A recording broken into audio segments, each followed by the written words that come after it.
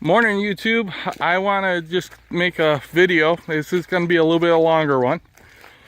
You know, I see all these people on YouTube and I follow and subscribe to a lot of their videos on farming, and you know, a lot of these guys are older. I'm older. I'm in my late 20s. But I want to tell people, you know what? I was going to school to be a physical therapist, actually. And I was a couple years out from being complete, and I just had a change of mind. You know, I already work in the hospital. Love my job in the hospital. I work as a NCA or a CNA or a professional pooper scooper, as I call it. Love my job. And you know what? It's great. I work 3/12s and I'm all done. Well, I've always wanted a farm. And here's the problem. As a physical therapist, I work 5 days a week. I would have worked 5 days a week, probably sun up to sundown. And I would have dealt with people bitching and complaining why they ain't getting better. And I just decided, you know, that wasn't for me. I know there's a lot of people that disagree with me that I should have stuck it out and just done this on the side. But I've always wanted to do this. So I'm going to give you some things that you need if you guys are looking to start a farm. Now, as you can see behind me, I have a barn. That's it. This is all that's on this property. This is a 10-acre plot. I actually bought from my grandma, so I actually got it relatively cheap. I've only paid 35 grand for this place. Still paying on it, by the way. And I decided to take a leap into it, and this is my first year farming. So I already posted, I will be posting another video on my pumpkins, because you know, if you want a crop that's going to compete and sell a lot, in my area in Michigan is pumpkins right now. There are one other big farmer, Johnson's Pumpkin Farm, that does pumpkins, but they also do arts and crafts, so they kind of branched out. I thought, what the hell, well, I'll do pumpkins this year, and I'm only going to charge $2 a pumpkin. So I'll be able to compete with them by selling my product, but not compete with their crafts, their maize they have with corn. But I said I got to start somewhere. So I'm doing that. So I have a game plan. I have the land. Well, then I needed equipment. So, you know, guys, you know, I watched some people, they're like, yeah, you got to buy that $40,000 tractor starting off. And I was like, well, I could do that, be more in debt, and then have to work harder on my farm to regain that. Well, I did some searching, and I found some old tractors.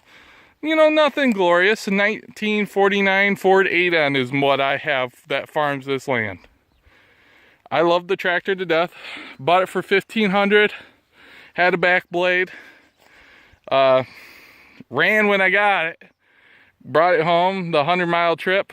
Something broke on the rear end. Actually, it was the pivot arm that holds the 3-point up and down. Broke. So I had to get that replaced. That was $40 of my own money, and I didn't pay anybody. It took me and my brother probably 10 hours to do it, because we didn't know what to do yet. We didn't know how to go about it. We had to disassemble the whole tractor. So we got that going.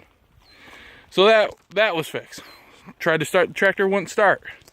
Well, the guy I bought it from, not bashing on him, was starting the tractor from his truck. Well, it's a 6-volt system. He fried the system. So, tried to fix it, was running out of time. And I found a guy over in Saginaw, Michigan, that would fix it. So, he fixed it. That was $400. Then I brought it home. Well, I didn't have a way going back. I didn't have a way to go pick up my tractor, or take it to this guy, or bring it back home. So I had to buy a trailer. So I already have a truck. You know, if you guys follow me on Facebook or anything, I have a Silverado. I have a work truck. You know, nothing glorious, a $35,000 work truck. It's got the 4.3 liter. It does what it needs to do, and that's it. Now, you don't need no F350, Chevy 3500. Anything over a half ton is overkill for a beginner farm. You could do everything you need with small equipment and very, not little money, but some enough to get you started here. So I went and bought a trailer. Got the trailer. Had to buy that brand new though. I wasn't gonna cheap out on that. So I went to TSC, bought a trailer. Got the trailer, brought the tractor home, runs perfect. Now, in between that downtime, the tractor was gone for 3 weeks. This land, as you can see back here, was all like this last fall because the farmer didn't plow it under that farmed it last year. So I had to go rent a tractor. Now, I did some shopping around and I found Farm Depot in Carroll. It's actually a Kubota dealership, rents out tractors. The gentleman there rented it to me. I brought it here, plowed up my land, got ready to plant. Now, in between this, I was looking for equipment that I could put on my Ford. Now, my Ford's not very big, so it's considered in today's standards a subcompact tractor. You have different types of tractors. You know, you got your big ones that are, you know, more than 150, 200 horse. Those are meant for the really big farms. Mine puts out 24 on a good day, I would say. And it also has a 3-point system that's a category 1. You have, I want to say, 3 categories. The higher the categories, the heavier equipment you can do, the more it will pull, or actually lift and pull. So I needed a disc, which I found in Ohio, and I drove down and got that for $100. I needed a plow, a 2-bottom plow, because my tractor can pull that. So I drove to the other side of the state, actually by Grand Rapids, and got that. I needed a planter. Now this is the interesting thing. So I was looking for a planter. Well, there's really no planter to plant pumpkins with. You can modify a corn planter to plant, but then, you know, you need someone to stay back there and help and make sure they don't jam up. Well, I said, screw that. I'm not going to spend $200-300 on a planter. So I was looking at designs, and I made a planter. All I did is I have my truck. It's 4-wheel drive. I put my truck in 4-wheel drive.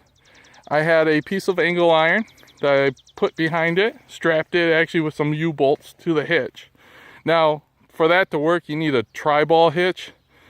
And so I did that and flipped, so there's a ball on top and bottom, and you just strap it right like that. Did that, and then I needed someone else, so I had to hire my brother to come out here and help me plant rows. Worked great. I also dragged a chain behind the truck to bury the seed, and as you can see, there's some weeds over there, but as you can see, it worked for the most part. We had pretty much like about 80-85% success rate. Now, where I'm trying to get all of this from is if you have the land and it's relatively clean and not a lot of debris in there, you only need about $5,000 to start up. You need a tractor, you need a set of discs, a 1 to 2 bottom plow, and you need the will and a game plan to start the farm. You don't need super big equipment, super expensive equipment to start one. All you need is you want the will. Because farms aren't, they're very hard beginning of season and end of season. The middle of it, I probably have only spent, let's say 60 hours. 60 hours of my time that I do for free. I don't charge for my time on my farm, because at the end of profit, I don't want to jack my prices up. That I've spent getting this farm done. Granted, it's only half its size, and I didn't do a very good job. But, you know, it's my first year farming. You know, I could have spent money and got a hiller, which would have made the pumpkin lines or the rows better. I could have spent the time and the money and plowed deeper, got a chisel plow, and plowed deeper and bring up some better soil. I could also spent time and money and got fertilizer. Now, I didn't want to spend that time. I had a budget of about $5,000, and that's what I spent. And you know what? Do your research, people. You don't want to just jump in stuff. You know, I spent 4 or 5 years checking the market out. Now I've been checking it out, and I will be doing chickens next year. So I'll be showing you how I will be setting up their pen. You know, I know there's hundreds of videos of how to set up a pen, how to raise your chickens. But, you know, I'm just showing you my experience. So, until next time, hit that subscribe button. I will try to make another video probably in a month or two. I'm not going to bombard you every week with a new video or this is how we do it. But I might, you might not. So, you guys have a good one. Peace out.